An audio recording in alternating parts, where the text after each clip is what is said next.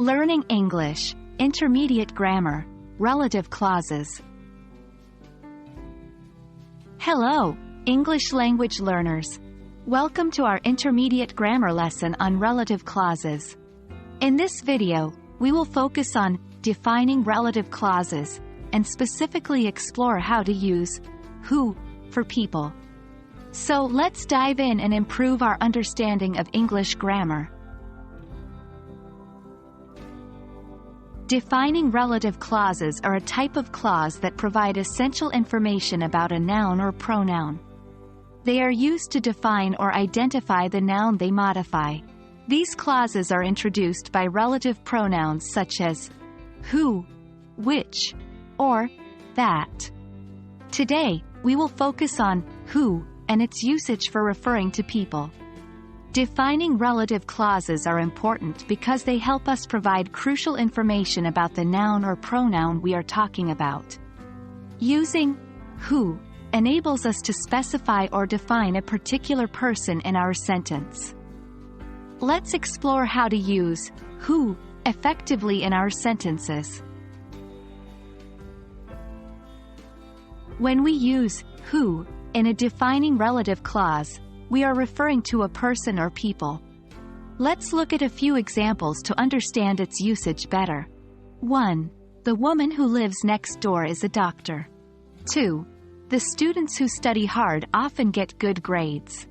3. The man who is talking to John is his brother.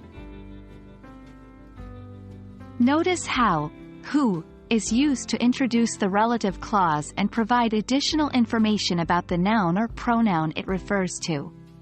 In these examples, who helps us define or identify the specific person we are talking about. It is essential to remember that when who is used for people, it can function as the subject or the object of the relative clause. Let's see this in action. 1. The woman who teaches English is my sister. Who is the subject of the relative clause. 2. The man who we met yesterday is a famous actor. Who is the object of the relative clause. By using who in our sentences, we can provide important details about people and specify their roles or characteristics within the sentence. This helps us communicate more effectively and precisely. While who is generally used for people in defining relative clauses, there are situations where that can be used instead. This happens when the relative clause provides essential information, but we don't necessarily want to emphasize the person. Here are a few examples. 1. The doctor that treated me was very friendly. 2. The neighbors that we met yesterday are moving away. In these cases, that is used to introduce the defining relative clause, providing necessary information about the person without emphasizing their role or identity. It is important to be aware of this exception while using relative clauses. Congratulations! You've learned how to use who for people in defining relative clauses. Remember, defining relative clauses help us specify and define the noun or pronoun we are talking about, and who is a valuable tool when referring to people.